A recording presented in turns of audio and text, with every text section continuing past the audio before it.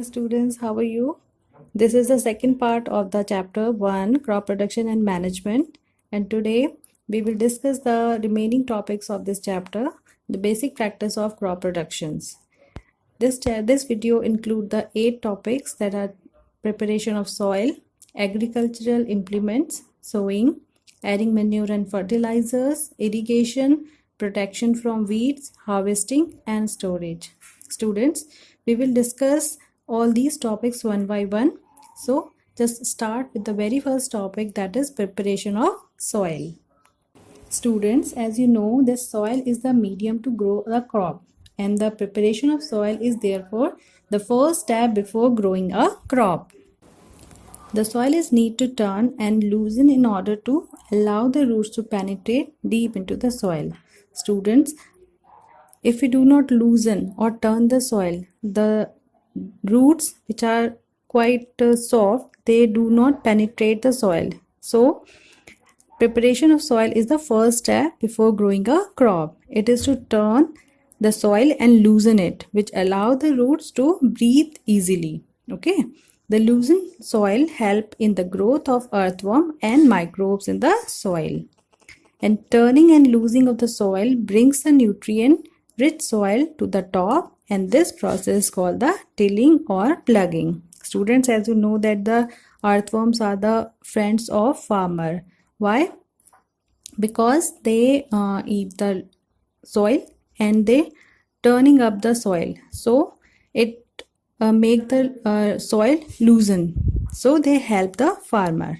And the plugged field may have big pieces of soil called the crumbs.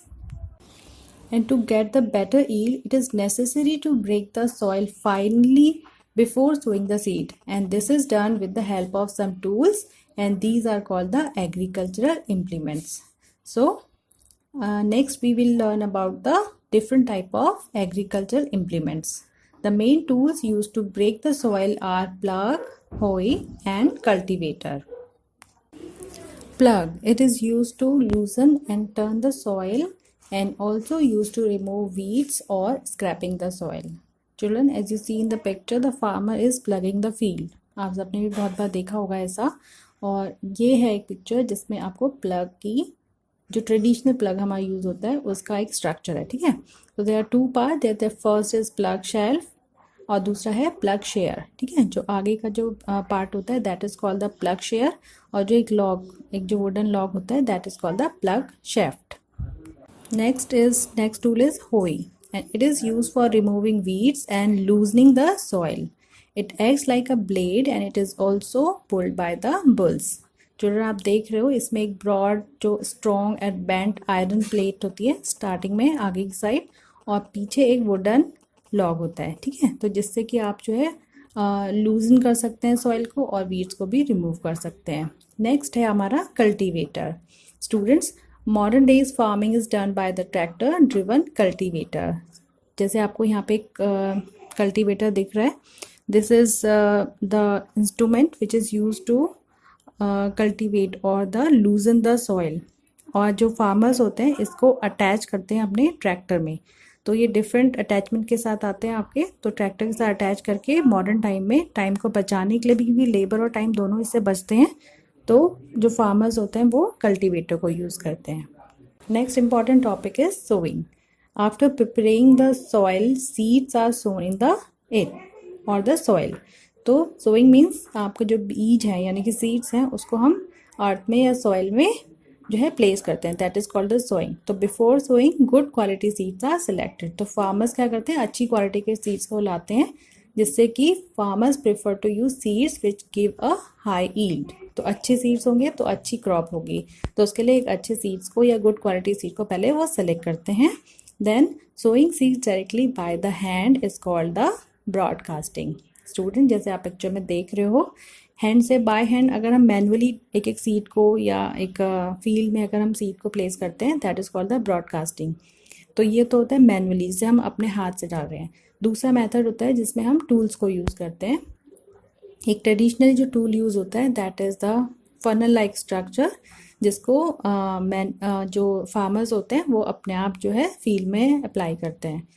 एक next method होता है जो है मशीन्स या टूल्स के थ्रू हो सकता है, that is the seed drill. जैसे आप पिक्चर में देख रहे हो, there is a seed drill, और इसके थ्रू जो एक छोटे छोटे कंटेनर्स बने हैं उसमें सीड्स को प्लेस करते हैं और ट्रैक्टर आगे मूव करता जाता है और जो सीड्स होते हैं वो जो है सॉइल में प्लेस होते जाते हैं। तो it save the time and labour both. Sowing method is transplantation.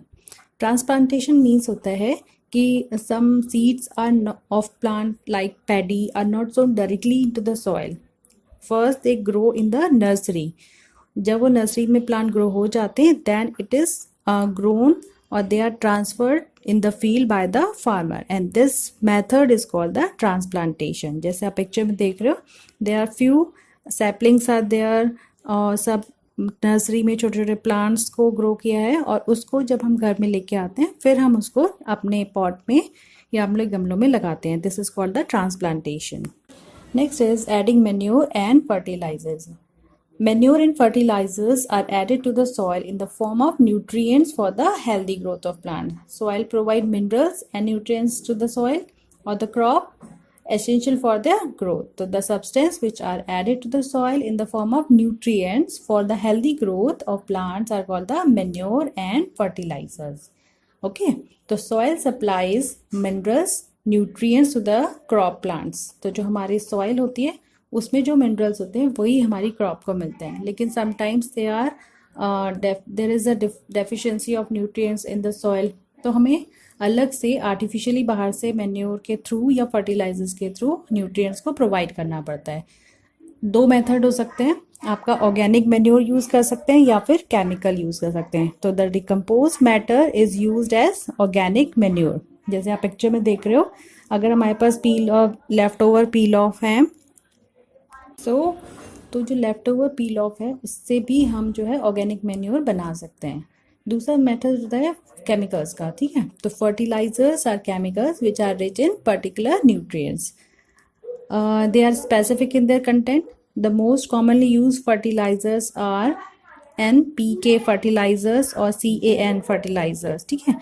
तो इसमें जनरली जो होता है नाइट्रोजन, फॉस्फोरस, पोटेशियम, कैल्शियम, ये सारी चीज़ें आपका केमिकल के फॉर्म में प्रेजेंट होती हैं, जिससे हमारी अर्थ में या हमारी सॉइल में ये सारे न्यूट्रिएंट्स को हम प्रोवाइड कर सकते हैं। Okay, manure and fertilisers replenish the soil with nutrients. Okay ना। Another method of replenishment is crop rotation. Students, crop rotation आपने लास्ट ईयर भी पढ़ा है। In this method, different crops are grown alternatively. 1 year एक होता है, दूसरे year में दूसरा होता है, या फिर 6 months के लिए एक क्रॉप होती है, दूसरे 6 months के लिए दूसरी क्रॉप होती है। तो after the harvesting the farmers grow legume pulses, क्योंकि लेग्यूम्स के जो रूट्स होती हैं they have the rhizobium bacterium and it fix the atmospheric nitrogen in the soil. ये आपको नाइट्रोजन साइकिल में भी पहले आपको बताया है, तो ये इस तरीके से हेल्प करते हैं। तो this is called the crop rotation and it helps the farmer lot. Next is irrigation. Students, sowing हो जाने के बाद, मैन्योर प्रोवाइड करने के बाद जो नेक्स्ट स्टेप आता है that is irrigation. It means the supply of water to crop at the regular interval is called the irrigation. यानी कि प्लांट्स को या जो हमने सीड्स दिए हैं उसको पानी देना है, तो this is called the irrigation. The sources of irrigation in our country are wells, tubewells, ponds, lakes, rivers and canals, ठीक है, जैसे आप यहाँ पे पिक्चर में भी देख रहे हो। अब इसमें दो तरह के मेथड्स आते हैं, ट्रेडिशनल मेथड और मॉडर्न मेथड। तो traditional methods of irrigation are mot, that is the pulley system, chain pump, dhekli and rahat और the lever system. As you see in the picture, there is a chain pump, rahat and dekli. These are the traditional method of irrigation. Next method are the modern method, and it has two methods, and the very important methods or the very popular method which are used to irrigate the plants. First one is the sprinkler system and second one is the drip system. In the sprinkler system, the perpendicular pipes having the nozzle, जैसे आप picture में देख रहे हो बेटा, ये nozzle होता है, on the top are joint to the main pipeline and at the regular intervals, थोड़ी थोड़ी दूरी पे होते हैं। It get sprinkled on the crop as if uneven land and in sandy soil. Okay, तो इससे हेल्प ये होती है कि एक जगह नोजल लगाए और वो सारे में स्प्रिंकल करता है, क्योंकि वो रोटेशन होता रहता है, उसमें घूमता रहता है वो, और उससे सारे चारों तरफ उसके जो अराउंड पूरा एरिया है उसको अनइवन सरफेस के लिए भी, ये नहीं कि पूरा स्मूथ सरफेस होनी चाहिए, क्योंकि अगर आप जो है वाटर को अगर दे रहे हैं तो वो एक अगर एक लेवल है तो वो नीचे की साइड जाते हैं। तो अनइवन सरफेस के लिए या सैंडी सॉइल जो होती है उसके लिए हम यूज़ कर रहे हैं स्प्रिंकलर। तो ये पिक्चर्स भी हैं, इससे आप देख सकते हो कितना इजीली जो है हम सारे प्लांट्स को इरिगेट कर सकते हैं easily. Next important method is the drip system. In this system, the water falls drop by drop, as you see in the picture, just at the position of the root. It is the best technique for the watering the fruit plants, garden and trees. तो इससे होता ये है कि wastage of water नहीं होता है। Just जहाँ पे आपको प्लांट के लिए वाटर चाहिए, जस्ट बिकॉज कि रूट के पास ही चाहिए प्लांट्स को पानी, तो जस्ट वहीं पर जो है वाटर की ड्रॉप बाय ड्रॉप, एक एक ड्रॉप जो है पानी मिलता रहता है, और इससे वाटर का जो वेस्टेज है वो भी नहीं होता है। This practice is very popular in water deficient region. तो जहाँ पे पानी की कमी होती है उन एरियाज में मेनली हम जो है यूज़ करते हैं drip system. Next important topic is protection from weeds. अब स्टूडेंट्स क्रॉप लग गई है, प्लांट्स को इरिगेट भी कर दिया है, बट अब प्रॉब्लम इज देयर कि after some times some unwanted plants are grown. तो the undesirable plant are called the weeds.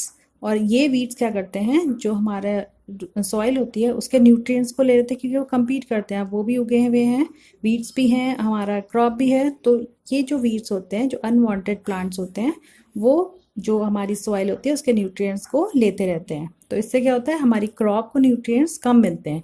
तो इसलिए the removal of weed is important. तो जो प्रोसेस होता है रिमूवल का, that is called the weeding. तो undesirable plant are called the weeds and the removal of weeds is called the weeding. And some examples of common weeds are chalai, javi and bathua. Okay, इसके लिए आप दो method use कर सकते हैं। एक होता है हमारा मैनुअल रिमूवल, जैसे आप फर्स्ट पिक्चर में देख रहे हो। तो the manual removal include physical removal of weeds by uprooting और cutting them close to the ground, जैसे आप पिक्चर में देख रहे हो। जनरली घर पे ऐसे ही होता है कि जो भी अनवांटेड जो वीड्स होते हैं या प्लांट होते हैं उसको हम मैनुअली जो है अपरूट करना, मतलब उखाड़ना, ज़मीन में से खींच के निकाल देते हैं या फिर उन्हें कट कर देते हैं। दूसरा मेथड होता है जिसमें हम कुछ केमिकल्स का उस पर स्प्रे करते हैं। ठीक है, जैसे आप सेकेंड पिक्चर में देख रहे हो। Weeds are also control by using certain chemicals called the weedicides. तो उसमें हम स्प्रे करते हैं वीडीसाइड का, और एग्जांपल है हमारे वीडीसाइड्स के 2,4-D एंड बुटाक्लोर। ओके, तो दीज आर द वीडीसाइड्स, और by the manual removal or by the weedicides we can protect our crop from the weeds. That's all in this video. I hope ये video आपको अच्छे से clear हुआ होगा, सारे points आपको क्लियर हुए होंगे। बहुत सारे इंपॉर्टेंट पॉइंट्स हैं इस चैप्टर के। नेक्स्ट वीडियो में हम इसके रिमेनिंग टॉपिक्स को कवर करेंगे, जिसमें हम करेंगे हार्वेस्टिंग एंड स्टोरेज। ओके, तो that is also a very important topic. Still, if you have any problem, you can ask to me. And thanks for watching. Goodbye.